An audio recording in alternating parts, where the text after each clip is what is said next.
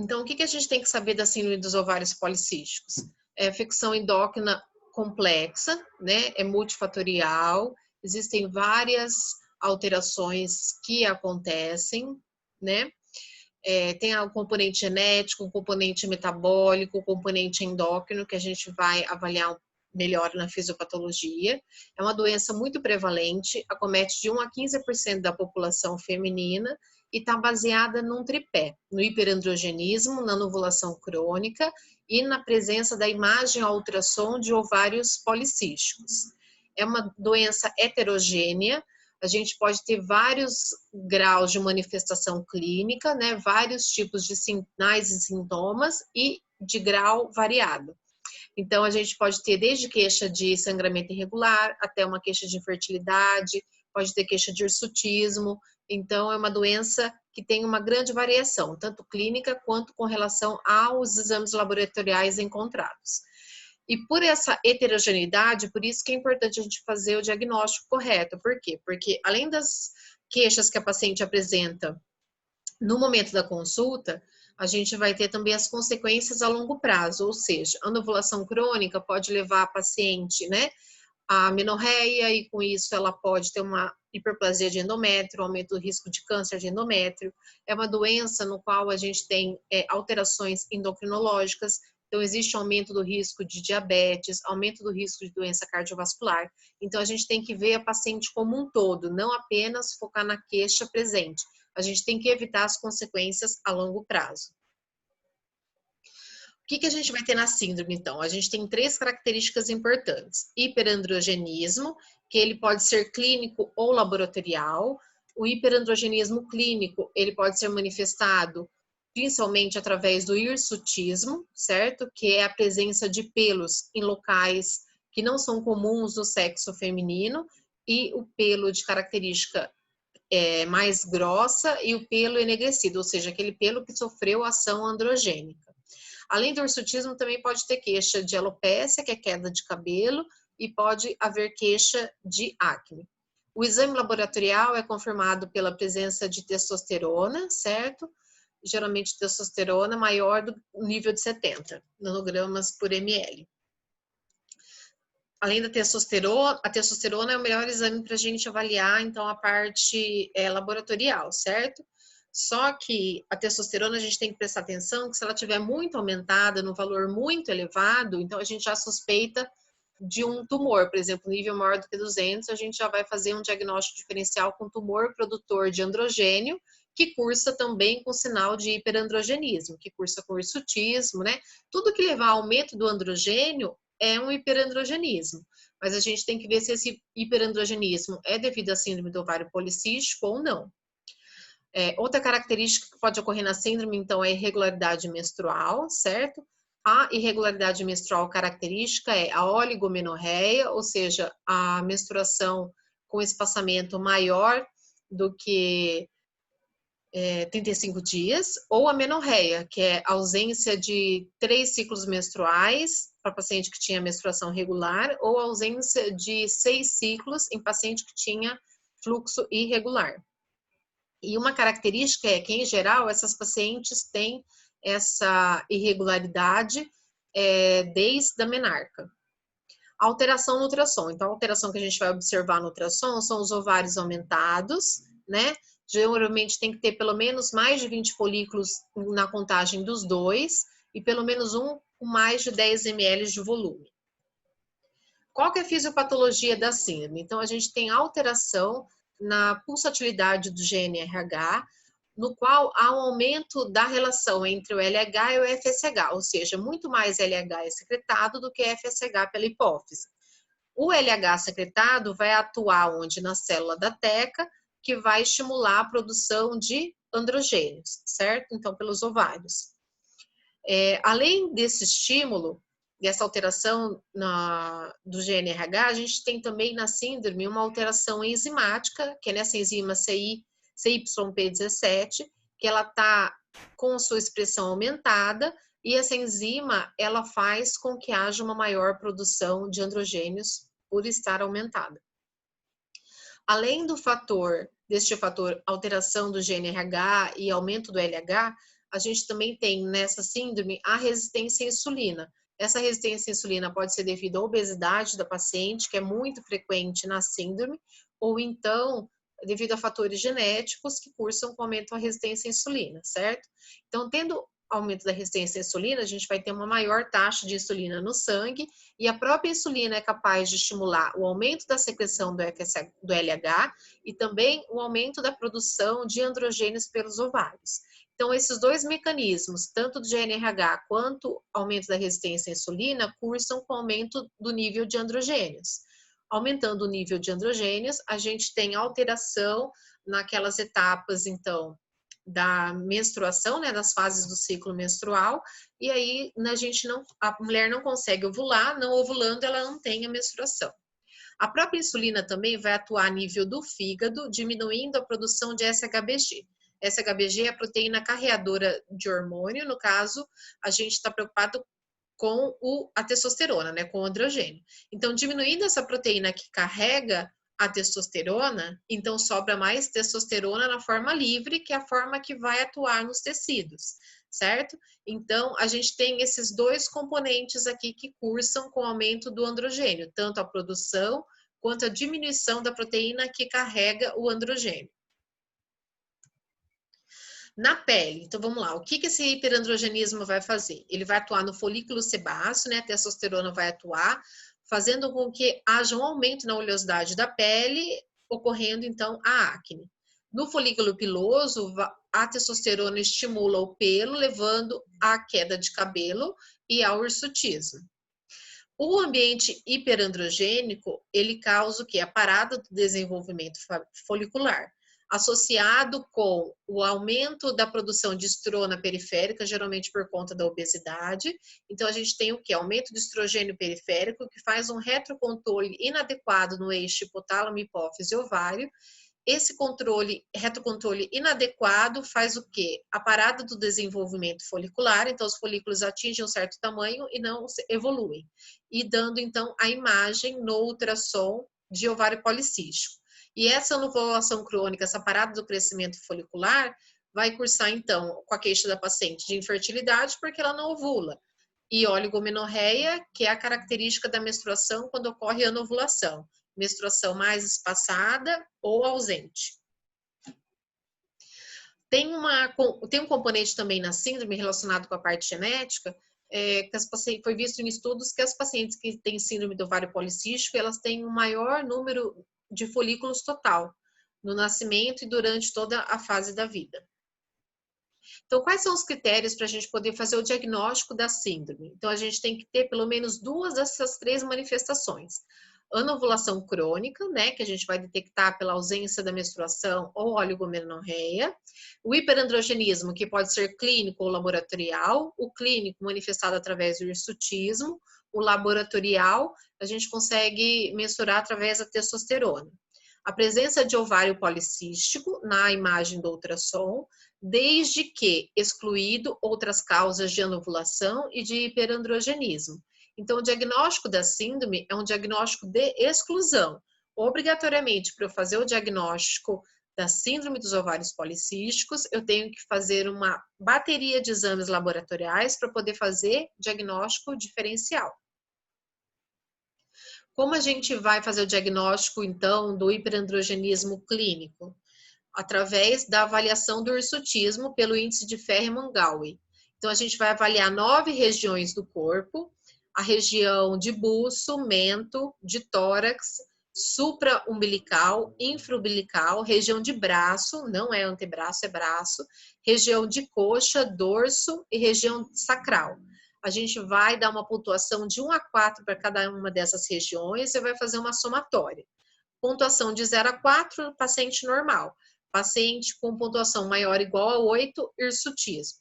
No último consenso que teve sobre síndrome do ovário policístico, foi estabelecido que esse índice tem um novo valor para as latino-americanas. A pontuação agora passou a ser 6 pontos. Então, acima de 6 pontos, nós temos o diagnóstico de hirsutismo.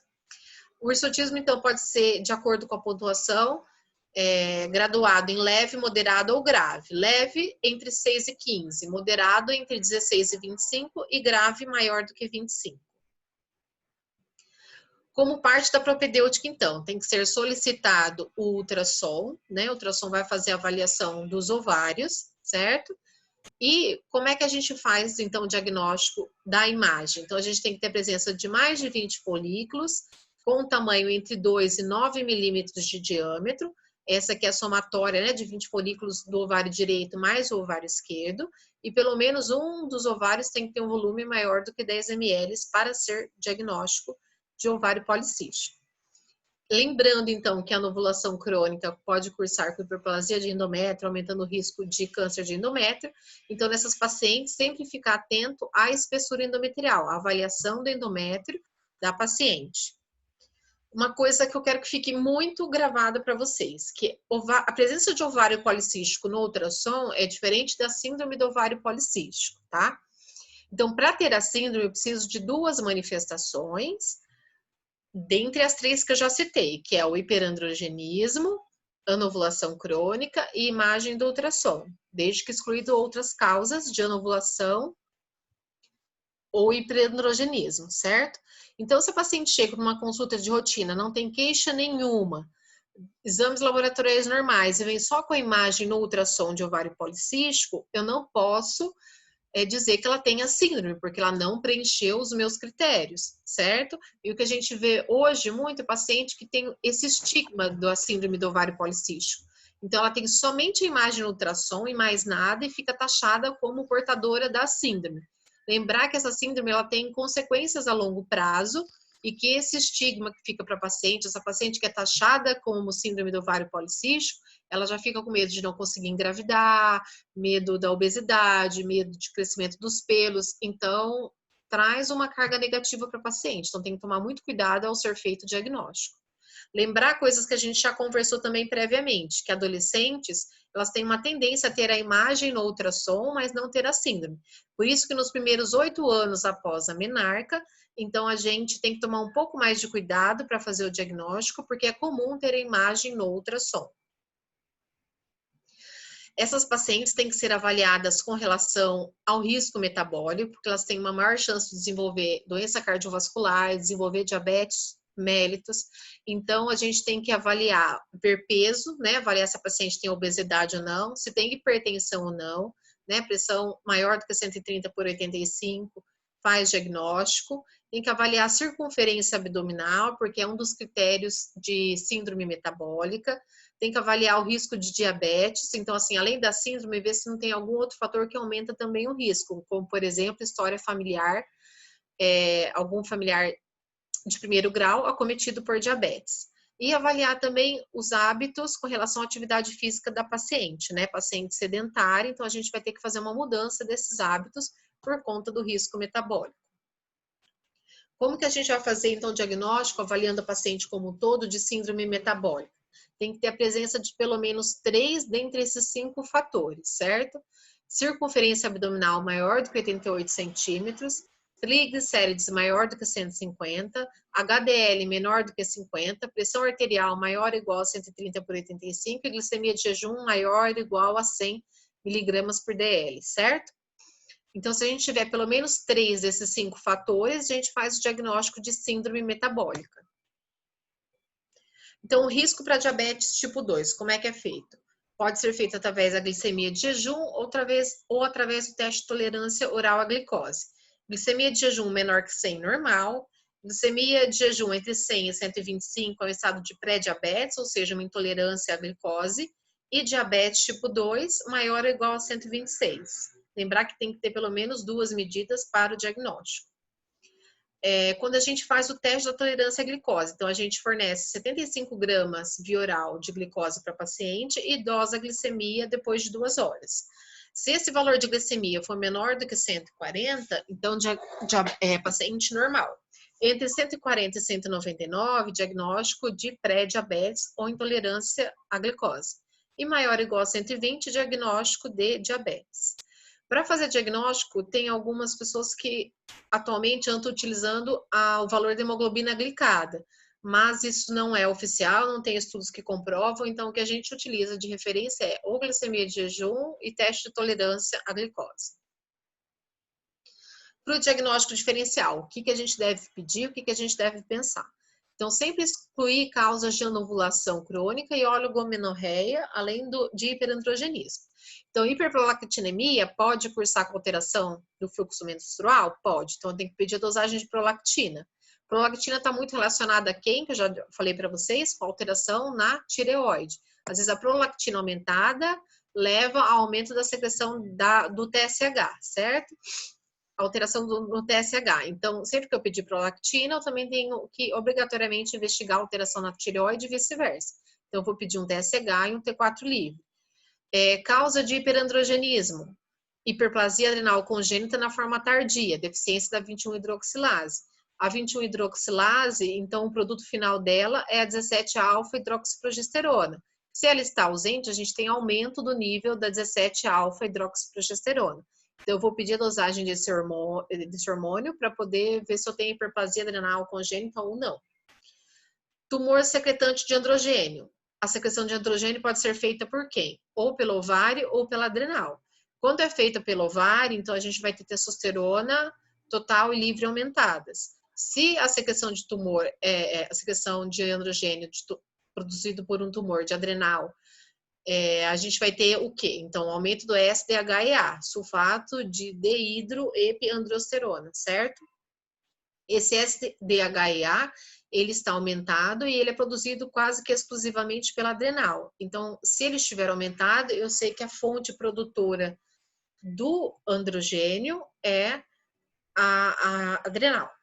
A síndrome de Cushing, a que a gente pode dosar o cortisol salivar noturno, ou então o teste da dexametasona. Isso aqui a gente vai ter uma aula específica sobre o assunto.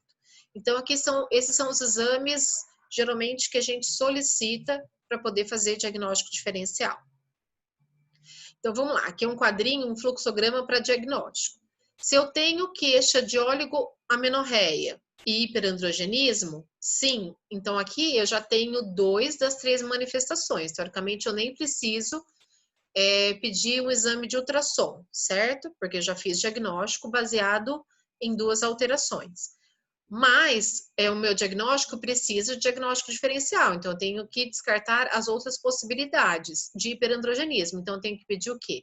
O SDHIA, testosterona, para ver se esse hiperandrogenismo é devido a um tumor, tanto ovariano quanto adrenal. Preciso da 17-hidroxiprogesterona para avaliar se é uma hiperplasia adrenal congênita de forma tardia, e preciso avaliar tanto a tireoide quanto a prolactina. Tireoide quanto a hipófise, então tem para ver se tem algum microadenoma. Então eu tenho que dosar a prolactina e o TSH. Se eu não tenho essas 2 manifestações, ou seja, eu tenho apenas só um critério, ou oligoamenorreia ou hiperandrogenismo, e eu não tenho nenhuma característica de hiperandrogenismo clínico, então eu tenho que descartar outras causas de anovulação. Por exemplo, se eu tiver só oligoamenorreia, certo? Se eu tiver só um critério e no ultrassom acaba preenchendo o critério para síndrome do ovário policístico, então eu vou descartar as outras causas de hiperandrogenismo, certo? Se o meu ultrassom não preenche, eu continuo só com um fator, então eu vou descartar as outras causas de anovulação. Então, basicamente, a gente vai pedir o quê? Um ultrassom, SDHEA, 17-hidroxiprogesterona, dosagem de testosterona total e livre, dosagem de prolactina, dosagem de TSH, e pode pedir essa dosagem de TSH que não entra no diagnóstico que a gente faz de rotina, só se você estiver pensando em menopausa precoce, por exemplo, né? Tá? Daí para poder fazer o diagnóstico diferencial, então o FSH vai estar aumentado. Entendido? Então, a terapia vai se focar no quê? Vai se focar na queixa da paciente. Então, como é uma doença heterogênea, então a gente vai ter vários tipos de queixa e intensidade diferente das queixas. Então, a paciente pode aparecer com queixa de irregularidade menstrual, de hirsutismo, de infertilidade, né? E outras coisas podem estar associadas, como, por exemplo, depressão, paciente que tem menstruação irregular, tem hirsutismo, tem obesidade, é infértil, então ela tem uma tendência à depressão. Então, esse é um item que vai ter que ser avaliado. E além dos outros fatores da síndrome metabólica, né? Que é o risco para diabetes e deslipidemia. Então, a gente tem que olhar para a paciente como um todo, não ver só a questão da queixa naquele momento. Ela tem que ser avaliada para tratamento como um todo. Então, a gente tem que orientar o quê? Qualidade de vida para a paciente, fazer uma busca ativa para depressão e ansiedade, se necessário, oferecer tratamento de suporte, como terapia, ou uso de medicamento, ou encaminhar para o especialista. Então, tem que fazer essa triagem para ver se a paciente se enquadra no diagnóstico de depressão e ansiedade. Orientar a atividade física, pelo menos 30 minutos diários, e se for adolescente, 60 minutos diários. Então, por isso que lá a gente tem que investigar previamente como são os hábitos com relação à atividade física dessa paciente. E hoje em dia, a gente não orienta mais assim, tem que fazer atividade física. A gente tem que dar alguma coisa palpável. Por exemplo, o método SMART tem que ser específico, mensurável, alcançável, relevante e com tempo definido. Então, eu tenho que dar para a paciente coisas palpáveis para ela fazer e que ela possa fazer. Adianta eu falar para uma paciente que tem uma obesidade grave fazer crossfit? Não, não adianta. Por quê? Porque ela não vai conseguir. Então, tem que ser uma coisa alcançável, certo? E específica para aquela paciente. Então, o que a gente pode orientar, basicamente? 150 minutos de atividade física semanal intensa ou 250 minutos de atividade física leve a moderada. Pode ser também orientado uma outra forma, é através de medidas de passos por dia, que isso é feito já através de aplicativo, de celular, ou então tem alguns aparelhos chamados pedômetro, que eles fazem essa medição. Então, orientar a mais de 10 mil passos por dia. E orientar que pode ser feita atividade tanto aeróbico quanto atividade, né, em academia, exercício resistido. Se a paciente tiver queixa de irregularidade menstrual, como é que vai ser o tratamento, então? O tratamento vai ser baseado principalmente na prescrição de anticoncepcional hormonal oral. O anticoncepcional hormonal oral, ele vai atuar na irregularidade, certo? Porque ele vai fazer a paciente ciclar normalmente. E ele vai também fazer o quê? Ele vai bloquear o eixo hipotálamo, hipófise, gônada, né? Hipotálamo, hipófise, ovário. Então, não vai haver aquele balanço entre LH maior do que o FSH, então não vai haver a produção exagerada de androgênios por parte dos ovários. Lembrar que existem os critérios de elegibilidade da Organização Mundial de Saúde para a prescrição de contraceptivo. Então, eu vou ter que avaliar risco-benefício da prescrição de um anticoncepcional para paciente. Então, os graus de elegibilidade variam de 0 a 4. Certo? Então, 4 é contraindicada a prescrição, 1 é indicado, certo? Então, é quando o risco, quanto menor esses critérios, né? Menor o valor do critério, então, assim, maior o benefício do que o risco para a paciente. Então, eu tenho que avaliar se ela tem alguma outra comorbidade, se ela tem alguma contraindicação para uso de estrogênio, de progesterona. Isso aí a gente vai conversar um pouquinho mais na aula de contraceptivo. Para regular o fluxo, eu também posso fazer o uso de progesteronas de segunda fase. A gente dá progesterona, por exemplo, do dia 1 ao 10 do ciclo menstrual, né, na segunda fase, na fase que ela está menstruando, para poder regular o ciclo. E aí a gente tem que ver qual progesterona que a gente vai escolher, tanto para o meu contraceptivo, quanto a minha progesterona de uso isolado. Por quê? Porque tem progesterona que tem mais efeito antiandrogênico e progesterona que tem efeito androgênico. Então, o que eu quero aqui na síndrome? Eu quero que ela tenha efeito antiandrogênico, né? Aqui, então, sobre o tratamento do hirsutismo, onde que a gente pode atuar? Então, com relação à irregularidade, a gente usou o anticoncepcional. Agora, a gente vai tratar o hirsutismo, a gente pode usar outras coisas também, tá? Então, a gente pode bloquear o hirsutismo fazendo o quê? Diminuindo a produção de andrógenos, né, pelos ovários. Então, assim, se a gente diminuir essa produção através do uso do anticoncepcional, já ajuda. A gente pode fazer essa diminuição, aumento da SHBG, que na síndrome ela está diminuída, né? Então, aumentando a proteína que carrega o hormônio, a gente vai ter menos hormônio livre atuante para atuar nos tecidos e mais hormônio ligado. Então, quanto mais hormônio ligado à proteína, menor a sua ação nos tecidos. A gente pode fazer, então, o bloqueio da enzima 5-alfa-redutase também, que converte testosterona em dihidrotestosterona, certo? Bloqueando essa conversão, a gente não vai ter ação da dihidrotestosterona, que é o metabólito ativo nos tecidos. Então, a testosterona livre, sem se transformar em dihidrotestosterona, ela não consegue agir nos tecidos-alvo. E a gente pode bloquear também o receptor de testosterona. Além disso, para o tratamento do hirsutismo, a gente também pode o quê? Atuar diretamente no pelo através do uso de laser. Então, quais que são os princípios do tratamento? A gente tem que saber a causa, né, do hirsutismo para poder fazer o tratamento correto. Quanto mais precoce se iniciar o nosso tratamento, melhor vai ser o resultado, e o tratamento tem que ser prolongado por no mínimo 6 meses. A gente pode fazer associação de tratamentos ou não, e vai depender do quê? Do grau de hirsutismo, se é leve, moderado ou grave, e aí a gente vai escolher qual abordagem é a mais adequada para aquela paciente. O hirsutismo leve, então ele pode ser tratado com o anticoncepcional hormonal oral. Por quê? O anticoncepcional, a progesterona, então, além de bloquear o meu eixo, diminuir a produção de androgênio, ela pode ter um poder anti-androgênico, certo? Então, ela vai atuar a nível dos tecidos, diminuindo, né, a ação da testosterona. Então, quais são as progesteronas que têm mais efeito antiandrogênico? A ciproterona em primeiro lugar e depois a drospirenona e a clormadinona. Então, falando em termos de nomes comerciais, a ciproterona seria o Diane 35, Ferane, o TES, drospirenona com esse aqui é etilioestradiol, né, que é o estrogênio.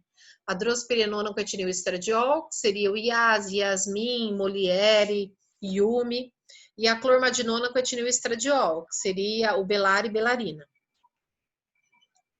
Então, qual que é o mecanismo de ação? O mecanismo de ação seria bloqueio do eixo, né, a nível de hipófise, secreção de gonadotrofina. Se eu não tenho a secreção, né, por retocontrole negativo, se eu não tenho a secreção das gonadotrofinas, eu não tenho estímulo ovariano, então não tenho aumento da produção de androgênios. O anticoncepcional também, ele atua a progesterona localmente nos tecidos, né, com a sua ação antiandrogênica, diminuindo a ação dos androgênios nos tecidos.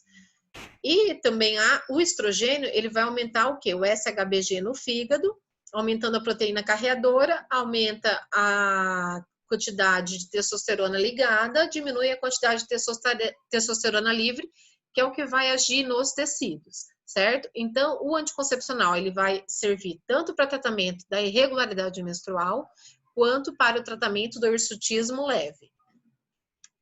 Então, aqui mostrando com relação à escolha do anticoncepcional, então, assim, quanto maior a minha potência antiandrogênica, maior o meu risco de trombose. Então, na escolha do anticoncepcional, eu sempre vou ter que perguntar para a paciente se ela tem algum outro fator que aumente o risco de trombose. Por exemplo, se ela tem varizes, se ela tem história de AVC, né, se ela tem alguma contraindicação, se ela tem uma trombofilia, então se ela tem alguma contraindicação ao uso do estrogênio e esse tipo de progesterona que aumenta o risco de trombose, certo? Então, a ciproterona aumenta o risco, drospirenona, clormadinona. As que não alteram, desogestrel, gestodeno e etonogestrel. Só que, ó, você pode ver que eles têm ação neutra daí com relação ao poder antiandrogênico nos tecidos. Então, ele não vai melhorar a questão do hirsutismo, ele só vai fazer controle do ciclo. E a noresteterona, norgestrel e o levonorgestrel, ó, o levonorgestrel é o que tem no ciclo 21, é o que tem no Level, por exemplo, tá? Que é muito utilizado. Ele tem o quê? Ele tem atividade androgênica, ele pode causar acne, levar ao hirsutismo, né? Porque ele tem uma ação androgênica, certo? Então, eu não vou prescrever esse tipo de medicação para paciente com síndrome do ovário policístico, a não ser que ela tenha um risco trombogênico e precise utilizar um desse tipo de progesterona, mas aí eu não vou pensar em benefício de pele e pelos, eu vou pensar somente no benefício da regularidade menstrual. Com relação ao hirsutismo moderado a intenso, então deve ser associado, além do anticoncepcional, o uso de algum medicamento que bloqueie a 5-alfa-redutase, ou seja, não deixa transformar a testosterona livre em dihidrotestosterona, que é o metabólito ativo, ou então a nível de bloqueio de receptor androgênico nos tecidos periféricos. Quais são os dois medicamentos que a gente tem? A espironolactona, que usa na dose de 100 miligramas a 200 por dia, e a finasterida, de 1 a 2,5 miligramas por dia. Sempre evitar o uso isolado, tanto da espironolactona e da finasterida, sempre associar com o contraceptivo, por quê? Porque esses dois medicamentos, como eles alteram o metabólito, né, não deixam produzir a testosterona no seu metabólito ativo, que é a dihidrotestosterona, então se a mulher engravidar, o que acontece? E for um feto masculino, então a gente vai ter o quê? Quando for se formar as gônadas, a diferenciação sexual vai ocorrer de forma errada, por quê? Porque ele vai estar produzindo, né, o cromossomo Y estimula a produção de testosterona, mas não tem conversão periférica, então não vai ter ação da testosterona. Então vai ter um cariótipo 46XY, mas aí, como tem o bloqueio da forma ativa da testosterona, então a genitália vai tender a se desenvolver para a genitália feminina. Quando a queixa da paciente é infertilidade, então a gente vai ter que fazer o quê? Se a paciente não ovula, a gente vai ter que fazer com que essa paciente ovule. Sempre antes de induzir a ovulação, a gente tem que fazer uma propedêutica básica para ver se a paciente não tem algum fator associado, né, de infertilidade. Por exemplo, adianta eu induzir a ovulação numa paciente que tem síndrome do ovário policístico e o marido tem um espermograma ausente espermatozoides? Então não tem sentido. Então a gente tem que fazer uma avaliação básica antes de prescrever um indutor da ovulação. Como é feita essa avaliação básica? Através da esterossalpingografia, que vai avaliar a morfologia uterina e das trompas, e se elas são pérvias ou não.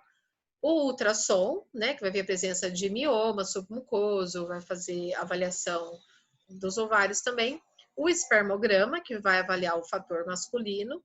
A dosagem hormonal e algumas sorologias. Sempre lembrar que quanto mais tempo de infertilidade a paciente apresenta, maior é a gravidade do quadro inicial, o quadro que desencadeia essa infertilidade. Então, lembrar que a causa ovulatória é a principal causa de infertilidade na síndrome do ovário policístico, mas que essa paciente pode ter algum fator a mais. Ela pode ter tido uma DIP e ter obstrução de trompas, então não adianta eu prescrever o medicamento para induzir ovulação se ela tiver as duas trompas, por exemplo, obstruídas, que tem um fator masculino. Então, assim, tem que fazer uma propedêutica básica antes da gente tratar a anovulação dessa paciente.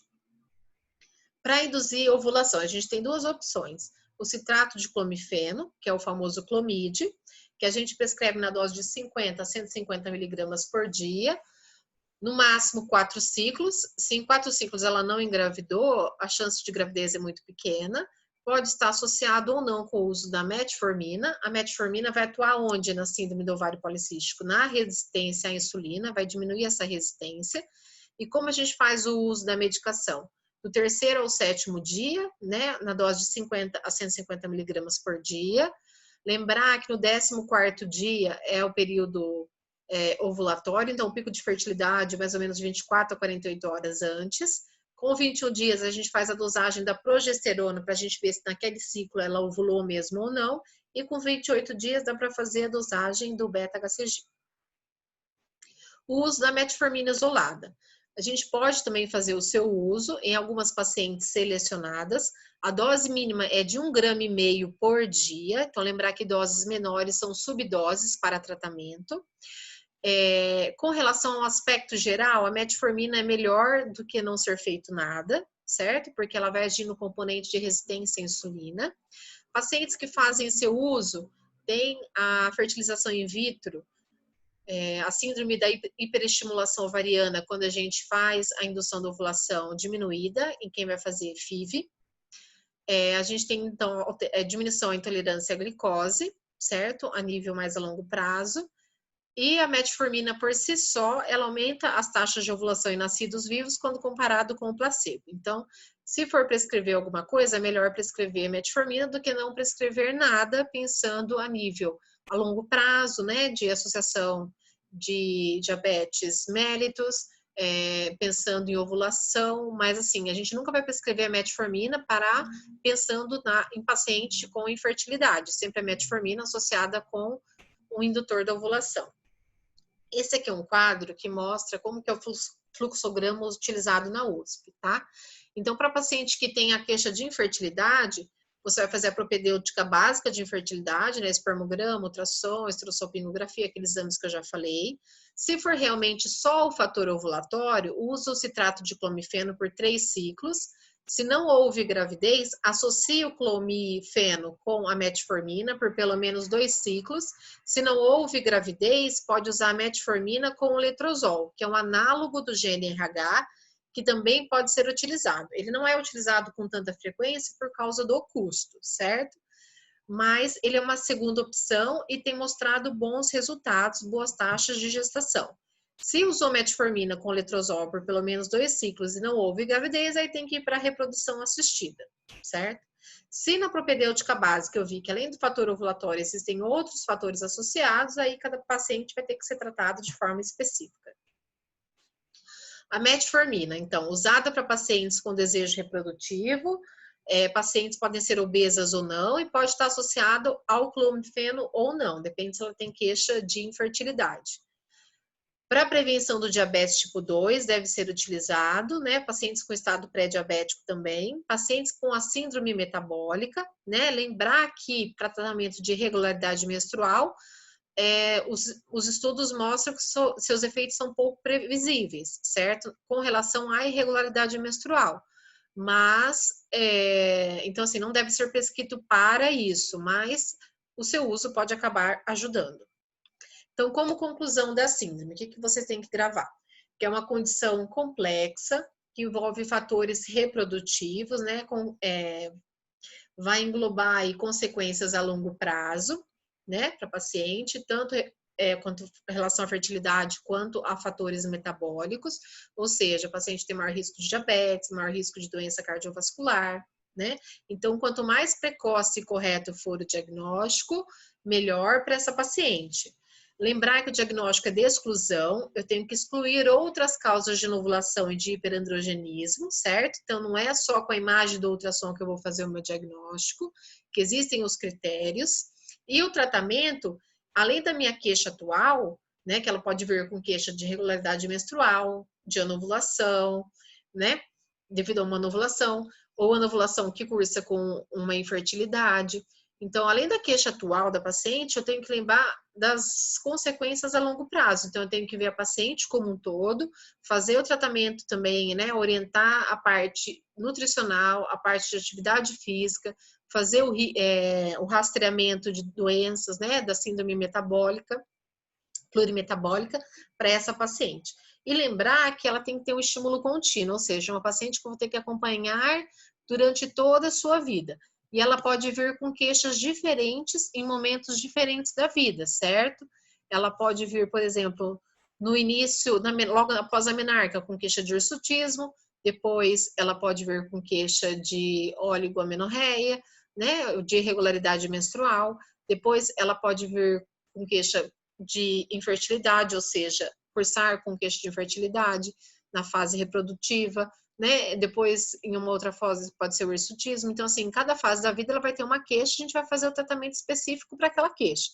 Adianta a paciente vir com queixa de infertilidade e eu prescrever um anticoncepcional para ela? Não. Então, eu não vou prescrever anticoncepcional para quem quer engravidar.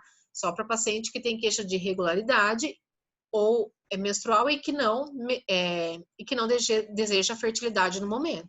Então, a gente tem que ponderar sempre essas coisas para poder fazer o tratamento específico para a paciente, né? Tanto avaliando as queixas atuais, tratando a queixa atual, quanto evitando que ela tenha consequências da síndrome, né? As repercussões clínicas e endócrinas e metabólicas da síndrome no futuro. Aqui um caso clínico para a gente pensar. O Paciente de 21 anos, parda, solteira e com irregularidade menstrual desde a menarca. Também tem excesso de pelos na face, abdômen, com piora progressiva desde a menarca. Percebeu engrossamento da voz. Familiares, irmão com diabetes. Ginecológico, telarque pubarca aos 11 anos, menarca aos 12. Ciclos amenorreicos, virgem. Exame físico e ginecológico, peso 89,9, altura de 1,59, IMC de 35,5, pressão 120 por 80, circunferência abdominal de 100, circunferência de quadril 113, acne presente, alopécia ausente, engrossamento de voz presente. Aqui, baseado na anamnese e nesse exame físico inicial, o que a gente pode notar de importante? Vamos lá. Obesa. Obesa, que mais? Histórico familiar.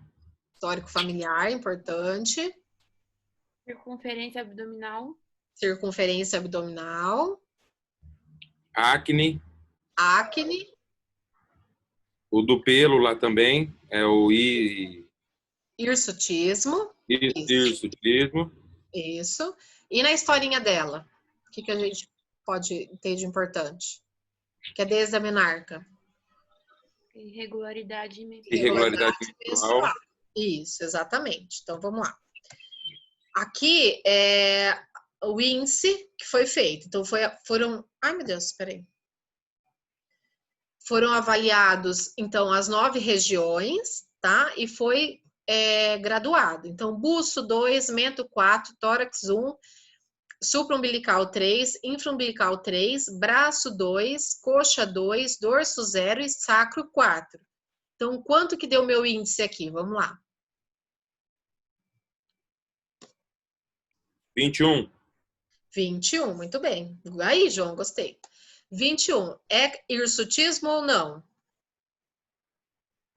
21. Sim. Leve, moderado ou grave? Eu acho que é moderado. Moderado, isso mesmo. Então, vamos lá. Daí a gente pediu os exames de laboratório e vieram esses resultados. Testosterona maior do que 70, SDHA normal, prolactina normal, TSH normal, 17-hidroxiprogesterona normal, glicemia de jejum 107, insulina de jejum 44. Tem alguns que preferem solicitar insulina de jejum para estar avaliando resistência à insulina, mas a gente utiliza mais a glicemia de jejum. HDL de 60 e triglicérides de 100. Então, o que me chama a atenção aqui, esses resultados de exames laboratoriais? Testosterona. Isso, aumentada. Então, eu tenho o quê? Hirsutismo. Eu tenho hirsutismo e exame, né, do androgênio aumentado, certo? Então, eu tenho o hiperandrogenismo clínico e laboratorial nessa paciente. O SDHA, ele mostra o quê? Tumor aonde? Se tiver aumentado. No ovário ou na adrenal?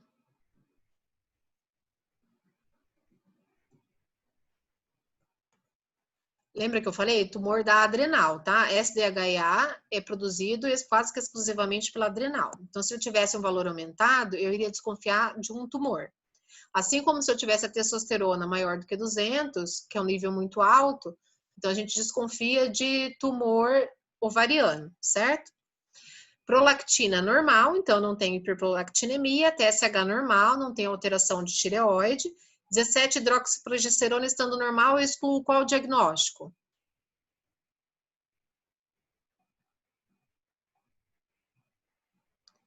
De hiperplasia adrenal congênita, não tem. Glicemia de 107, eu faço o diagnóstico do quê?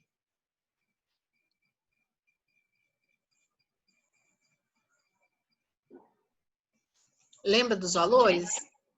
Pré-diabetes. Pré-diabético aí. Isso, muito bem. O HDL está normal e o triglicérides normal. Então, vamos pensar lá na síndrome plurimetabólica. Eu tenho para essa paciente ou não?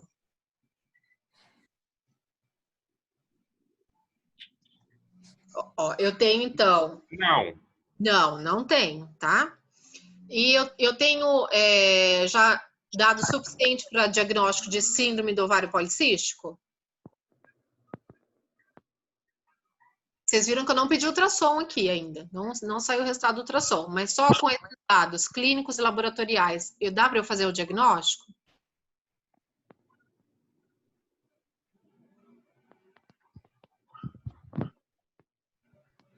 Eu acho que sim. Isso, porque ela tem 2 fatores, certo? Eu preciso ter 2 de 3 e excluídas as outras causas de hiperandrogenismo e anovulação. Então, como ela tem a história de irregularidade menstrual e o hiperandrogenismo clínico e laboratorial, e foram excluídas outras causas, o diagnóstico diferencial, então eu posso fazer esse diagnóstico. Então, qual que é a resposta correta aqui? Letra A, B, C ou D para essa paciente?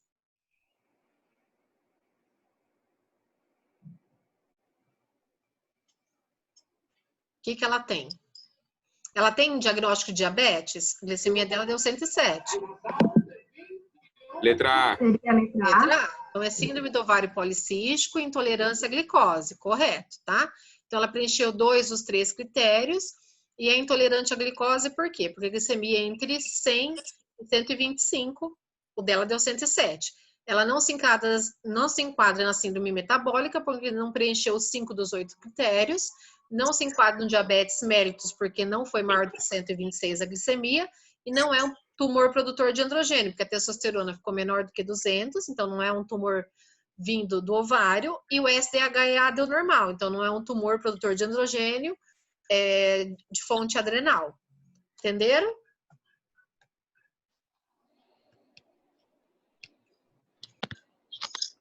Gente, então é isso, tá? Que eu queria dizer hoje. Então, eu já mandei no e-mail de vocês o material da síndrome do ovário policístico, o protocolo da FEBRASCO, mas vocês já têm os livros também. Vou pôr a atividade, mas a atividade, não se preocupem, que pode ficar até para depois das provas. E aí, na segunda-feira que vem, eu vou estabelecer um horário, a gente faz aula de revisão, mas isso aí fica livre para quem quiser participar, ok? Alguma pergunta, alguma dúvida? Você tá bem hoje, Angélica?